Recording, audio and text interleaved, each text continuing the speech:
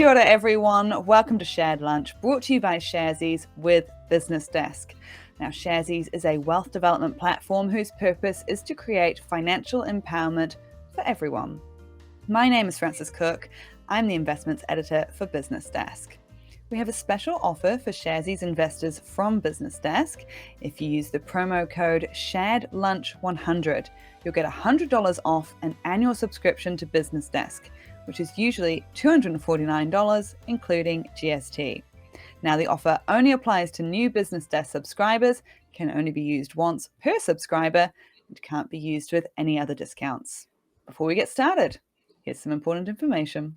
Investing involves risk. You might lose the money you start with. We recommend talking to a licensed financial advisor. We also recommend reading product disclosure documents before deciding to invest. Everything you're about to see and hear is current at the time of recording.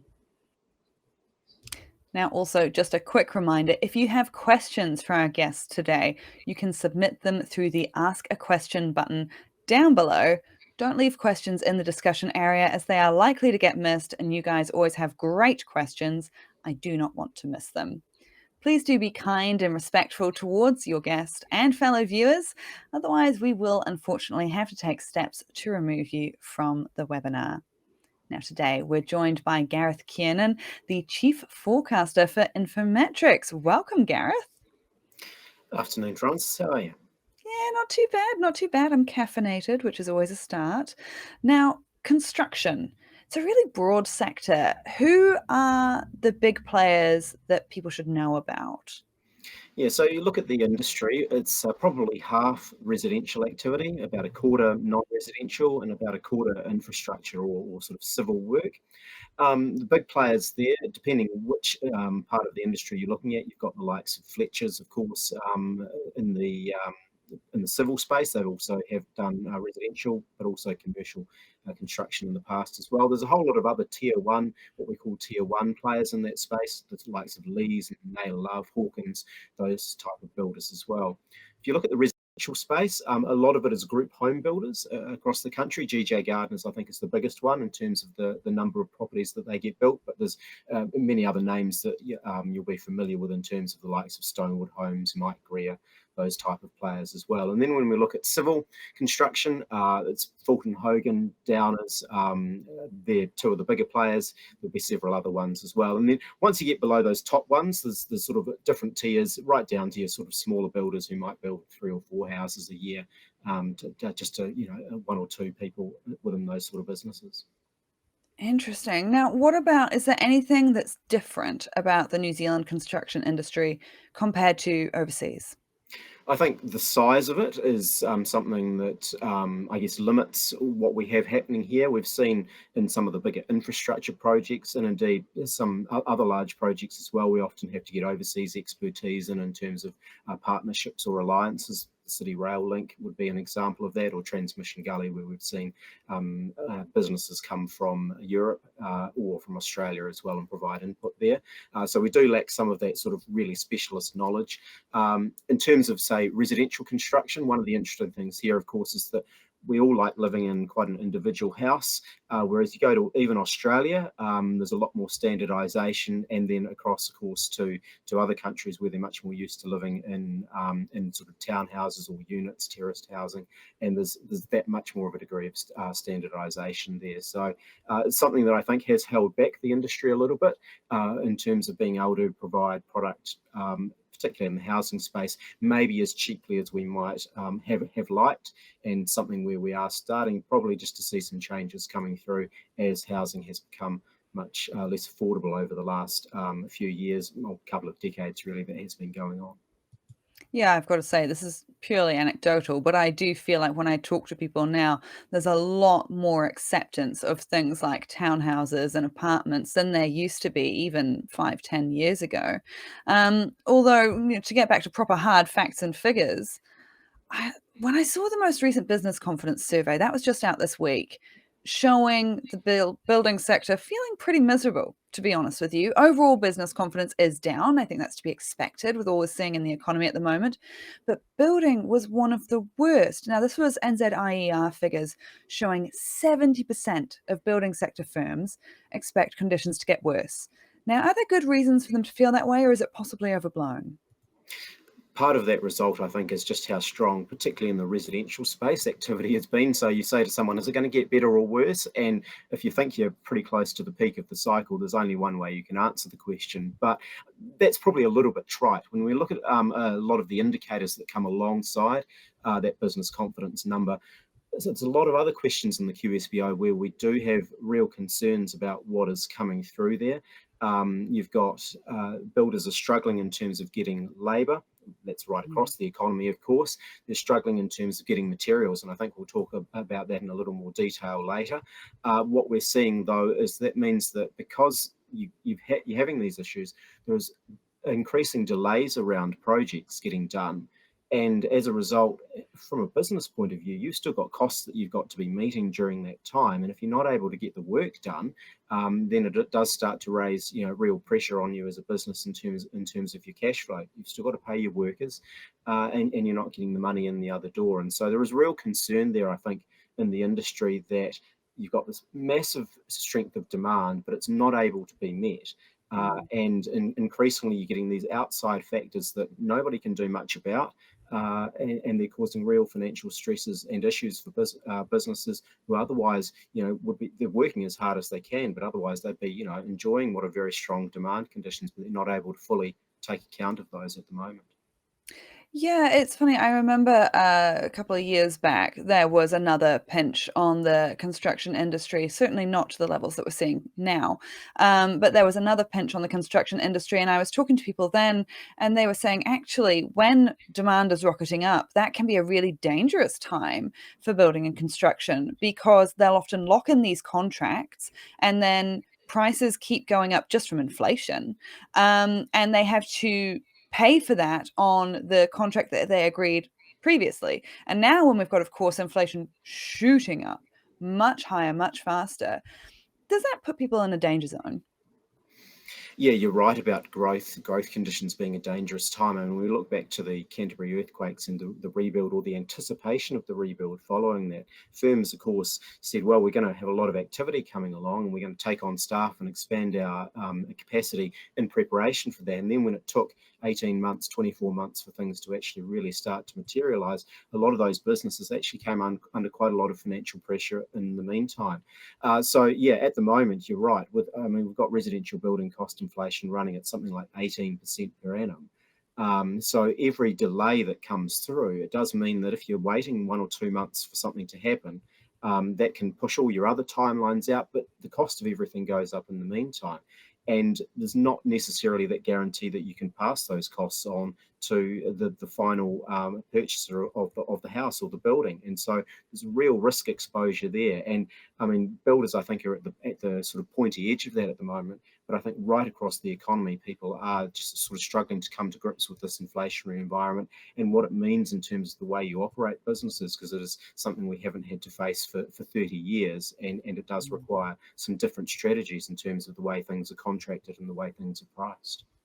Yeah, yeah, absolutely. And in terms of that as well, when we're talking contracts, we've seen record numbers of housing consents being issued, which on one point, it's very heartening to see. We certainly need this. But the council saying, yes, you're allowed to build is a very different thing from the house actually getting built, right? It seems that problems with getting the materials and the people to build them are slowing things down. So do we have any indications of whether that will continue? Yeah, Stats NZ recently put out some numbers estimating that the average time from getting your consent to your first building inspection, if you're building a house, had lifted to 97 days. And to put that in context, over the last 15 years, the average they estimated was around about 56. So you're talking not quite twice as long, but getting close to it. And that sort of increased timeline was reflected right across all the other building types as well. It wasn't just unique to standalone houses. In fact, arguably with some of the attached dwelling types, it was a bit worse. when we look at when things are getting completed, again, those timelines have increased out, and there's a particularly long tail of activity. And we saw with the figures that Stats NZ published that it's the really slower stuff, the last 25%, which people are actually struggling to get completed. And some projects are pushing out towards 3 or 4 years in terms of the time they take. Generally not standalone houses, but some of the other types of work that are out there.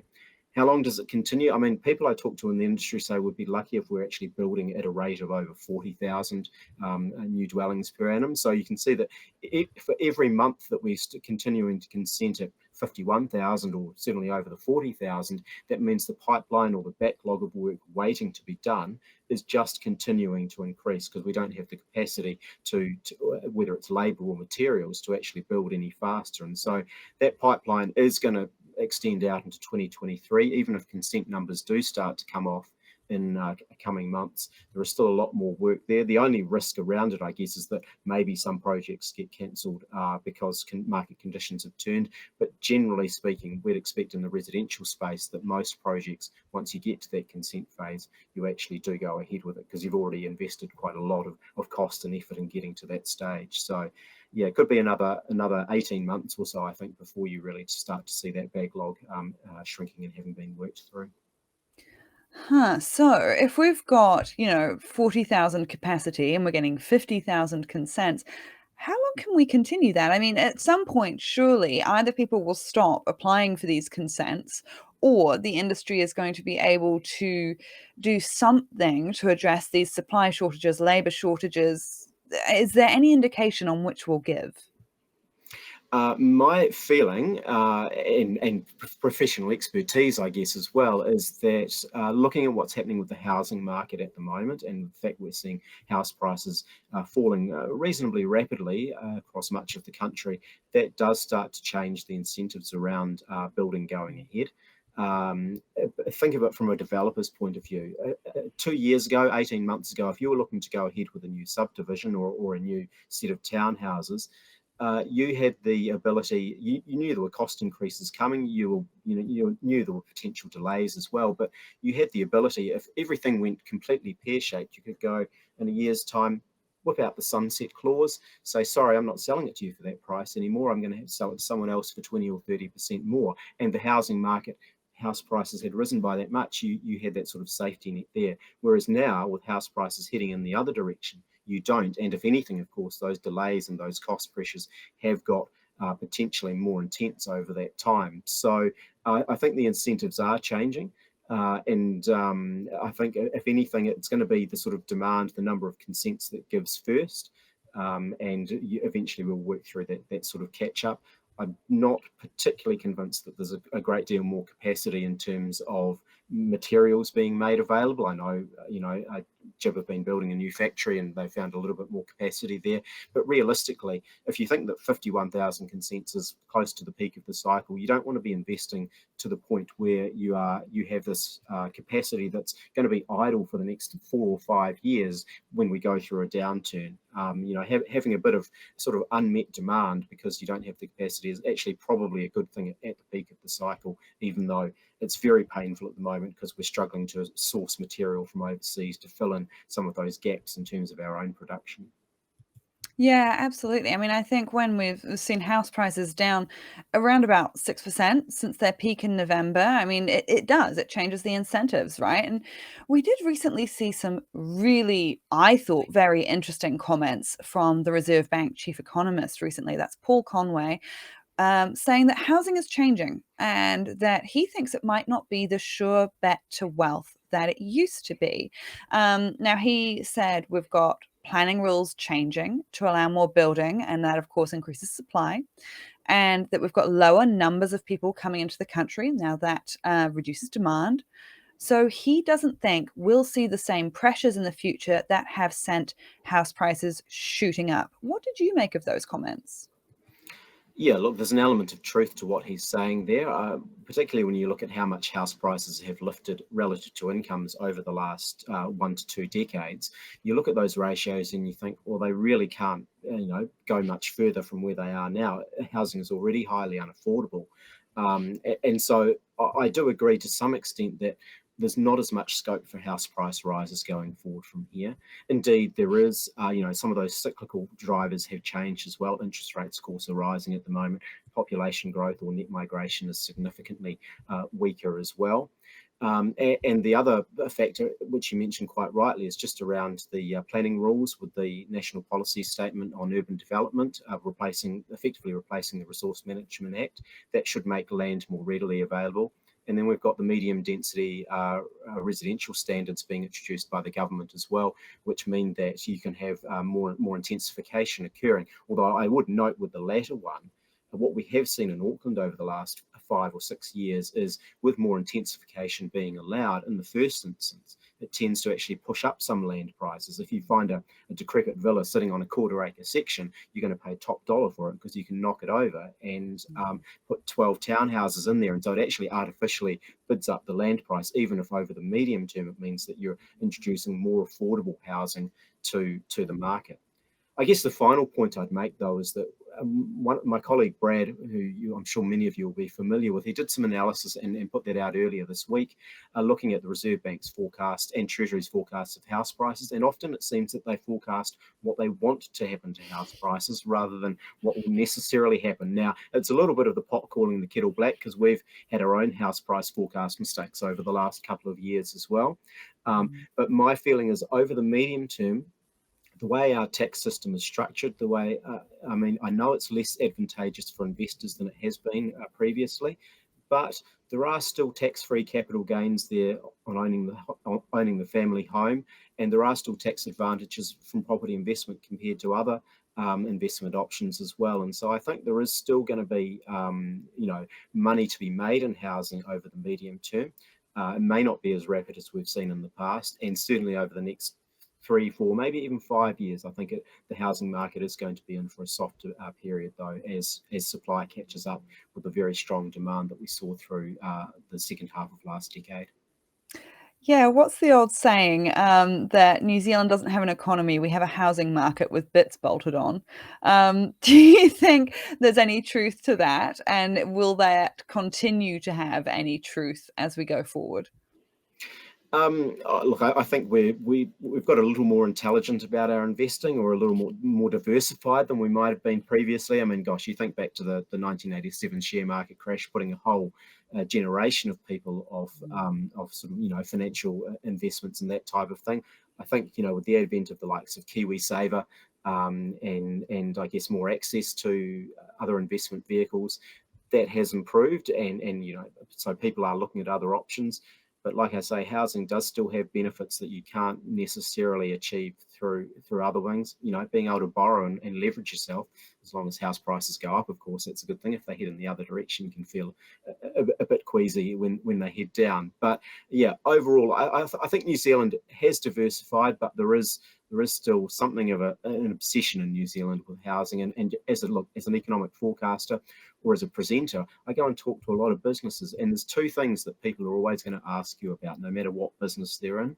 It's what are interest rates going to do, and what a house price is going to do, because everyone has a vested interest in the housing market. So that's right.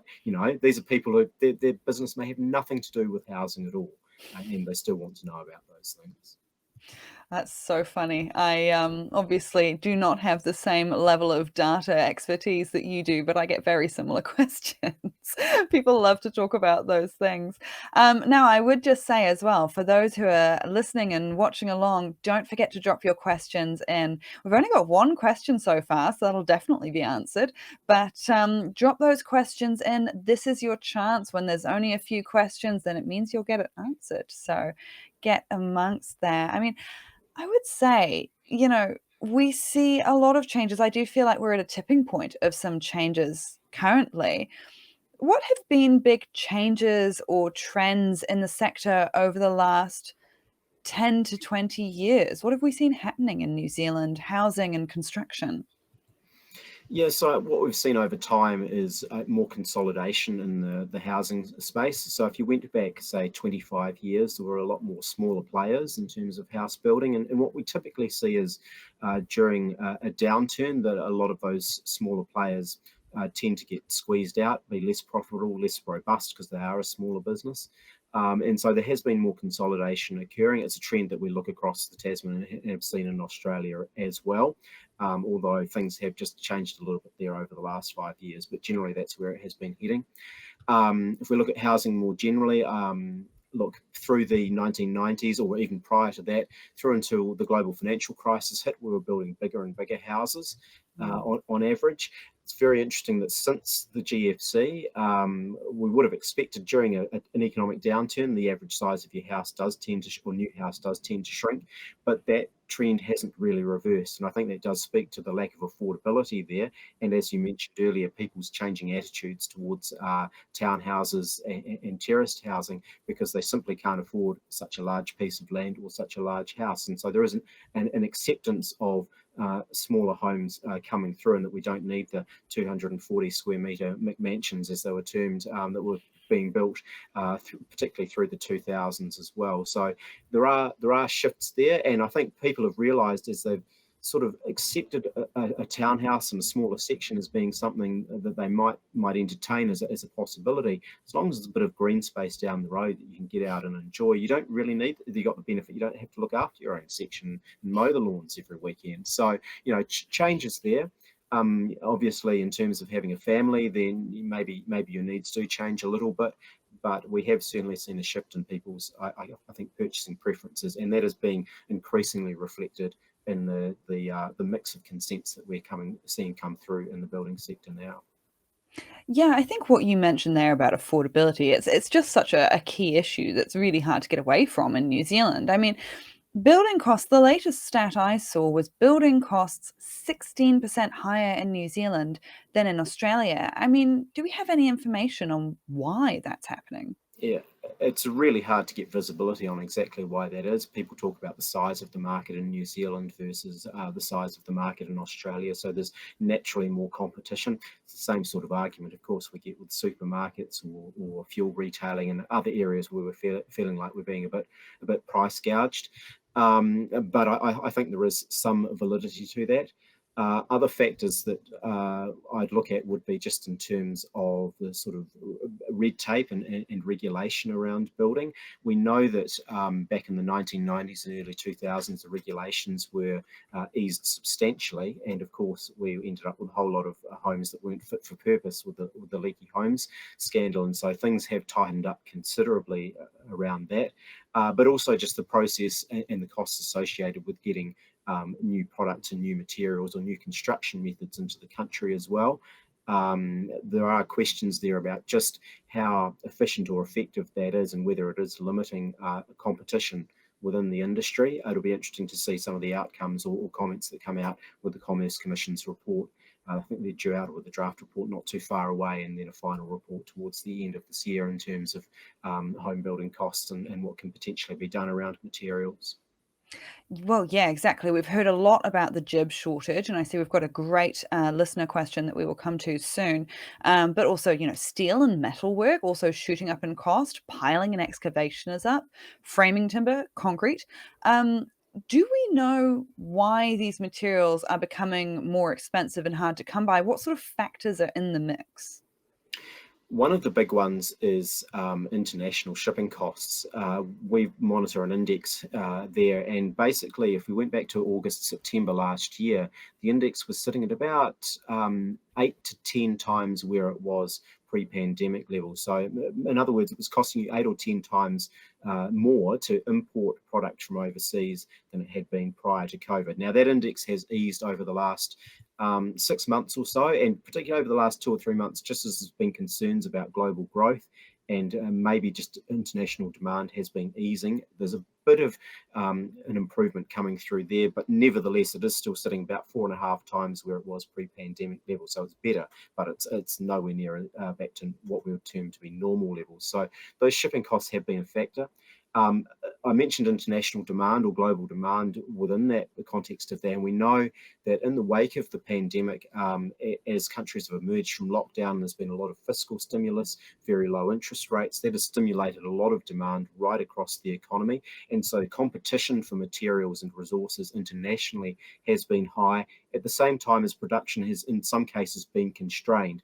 Think of, you mentioned steel, for example, and that had been relatively expensive, partly because you were unable to get iron ore, I think, coming out of Brazil with any sort of certainty because of their ongoing COVID issues that they'd had there. So there's been a mismatch between demand and supply internationally, which has been reflected in commodity prices as well. And then you come a little bit closer to home. Diesel prices have risen substantially, and I think we're going to still see more effects of that coming through over coming months, because they're double where they were a year ago. It's quite an astounding figure, and that won't have been fully passed through into the cost of other goods and services and building materials as well. And then labour costs. With a shortage of labour, everyone's having to pay their staff more to retain them or to attract staff. And again, that's the sort of cost that has to be passed on. And we're in an environment where businesses are comfortable with passing those costs on because they know that everybody else is in the same boat. It's quite different to 6 or 7 years ago, where businesses didn't want to change their prices or put their prices up because they were concerned about losing market share if their competitors didn't follow suit. Now, because everybody is in the same situation, that's why we're seeing our prices rising across the board. And of course, with those rising cost increases, we talked earlier about how actually when there's a building boom, it can actually be a very dangerous time for companies. And we've got all these rising costs. I've seen a lot of speculation around that there's the potential for building companies to go under in the next year or so. Do you think that's a risk? And are there any particular types of construction companies that are vulnerable? Yeah, I see it as a huge risk actually over the next 18 months. And those figures that I mentioned from the QSBO earlier, just in terms of overdue debtors, both expectations of what it looks like over coming months, but also the experience that businesses are feeling in the building sector at the moment, does show just how intense those stresses are. And because of the perfect storm, as it were, of delays and cost increases and incredibly strong demand, possibly tailing off over coming months or quarters, that does really concern me, that there are going to be businesses that are just, they're profitable, perfectly profitable businesses, but they just don't actually have the cash on hand to keep on trading. We've seen a few stories about that coming through in the media over the last 4 or 5 months, just of businesses starting to come under pressure. I guess the ones I would be most concerned about would be tend to be the smaller operators. They're probably less robust on average than your larger firm, who may have more cash or ability to draw on cash facilities from lenders to keep going. The other ones I'd be concerned about would be businesses, and we see this a lot in the building sector, where somebody's a great builder and they don't want to keep working for the other guy for the rest of their life, so they go and start their own business. And we've been in a situation where, particularly in the residential space, building activity has been on an upward trajectory for the last 10 years. So there'll be people in the industry who have only ever known increasing demand in boom times. They won't have the sort of business expertise or the business experience and actually learn and how do you operate in a contracting environment when things are starting to head the other way.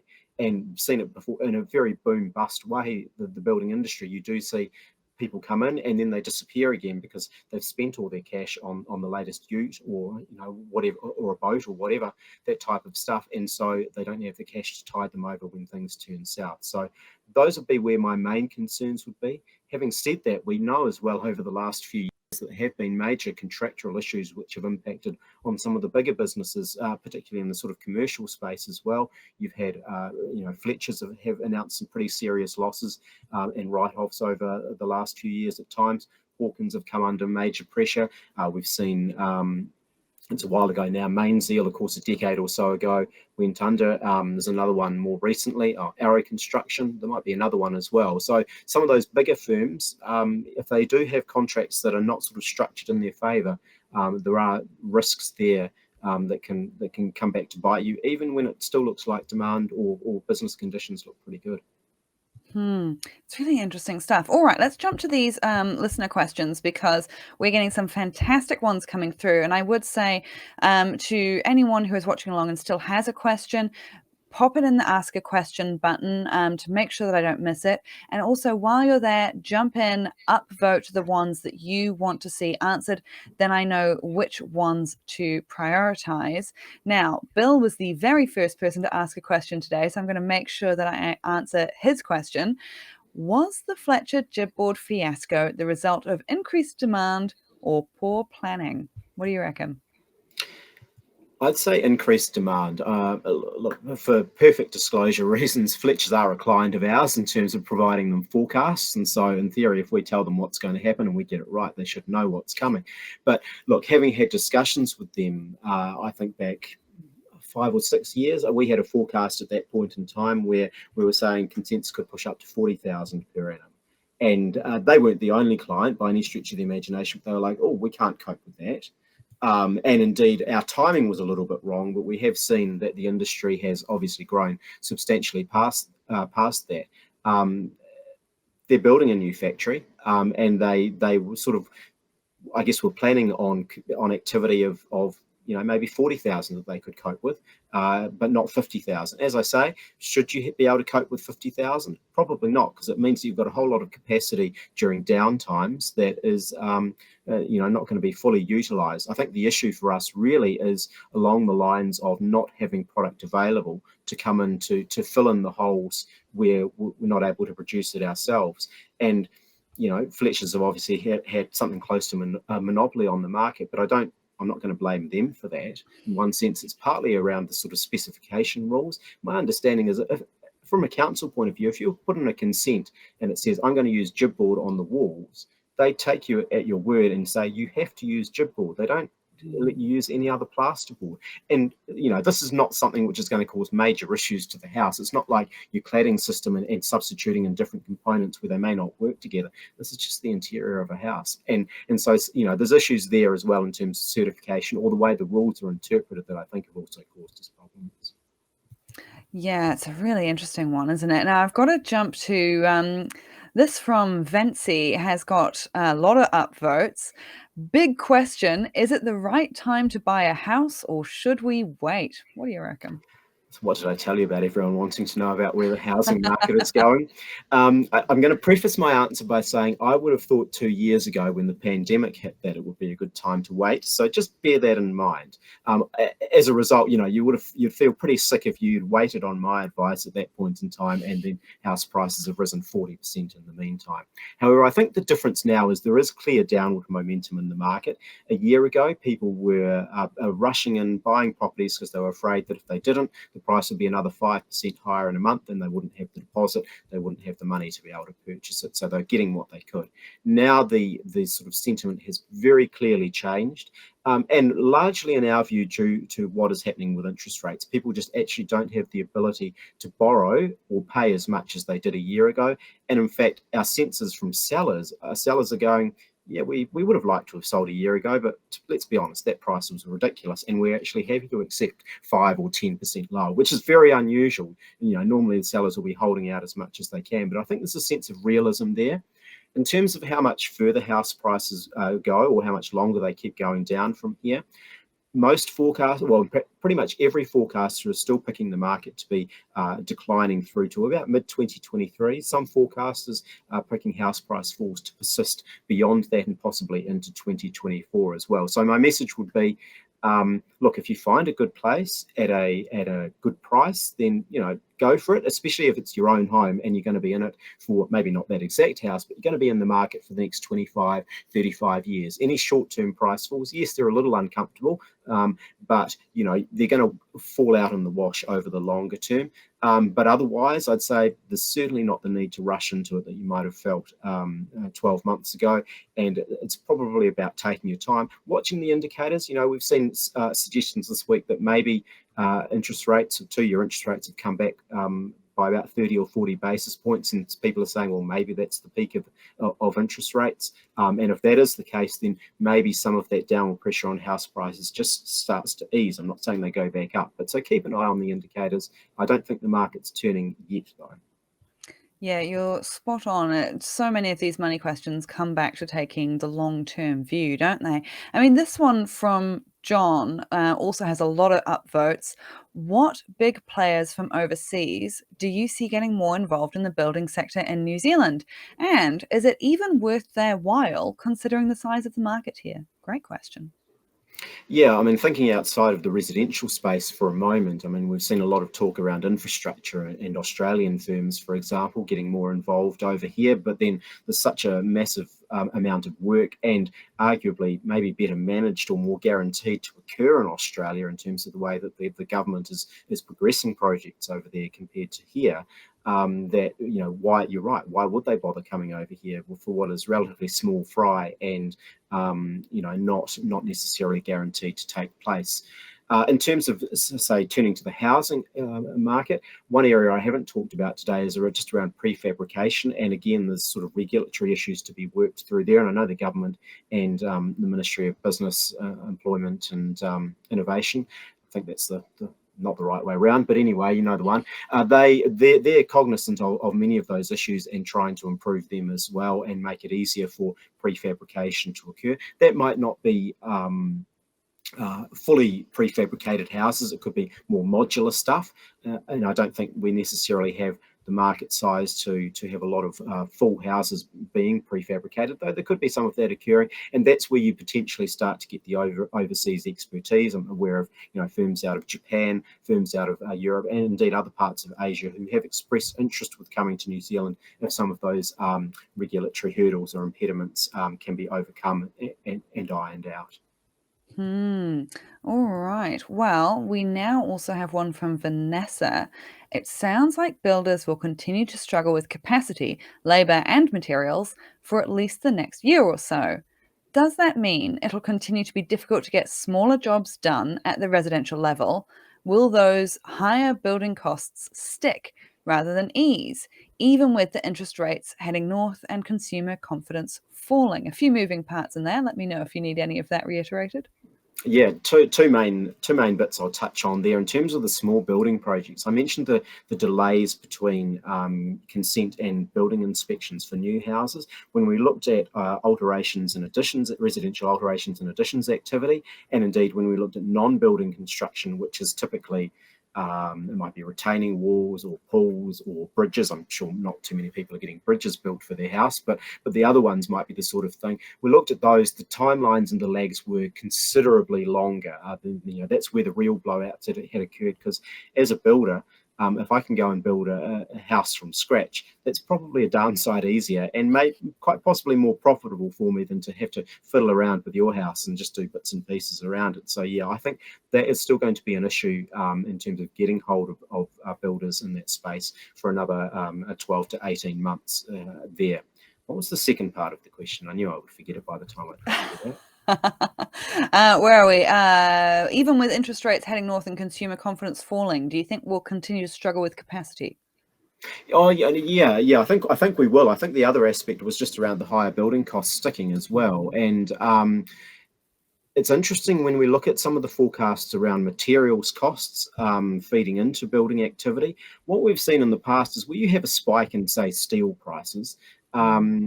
Often the expectation is that those price rises tend to reverse out maybe 12 or 24 months down the track. So it's not expected to be permanent, and that's what we've seen in terms of outcomes. This time around, though, I'm not saying all of the steel price rise is expected to stick in there, but more of it is. This is expected to be almost more of a permanent shift up in a lot of these costs and not coming back down again.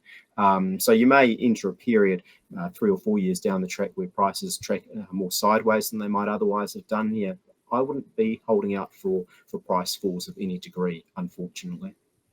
I mean, this question from Rachel is kind of almost it's a similar theme question, but kind of from the reverse angle. There are a lot of sections that have sold for townhouse developments. Will there be delays because of supplies, or with the bigger guys having better buying power, will they not be impacted as badly because they are prioritized by suppliers? I think everyone is really being squeezed in terms of those disruptions at the moment, whether it's international shipping and supply disruptions, whether it's some of those domestic issues that we've talked about. And I don't see the bigger guys necessarily being in any better position than some of your smaller players either. So I think it's right across the industry. And yeah, I mean, if you are talking about those sort of section sales and potential townhouse developments, I think the delays are going to be just as critical or just as pervasive in that part of the industry. Yeah, and this one from Tavis. I mean, we're getting some great questions through here, guys. You've clearly done your research. From Tavis here, is there much concern around the new H1 of the building code update? Requires more insulation, better windows, and having the higher costs for those and the ability for supply chains to deliver.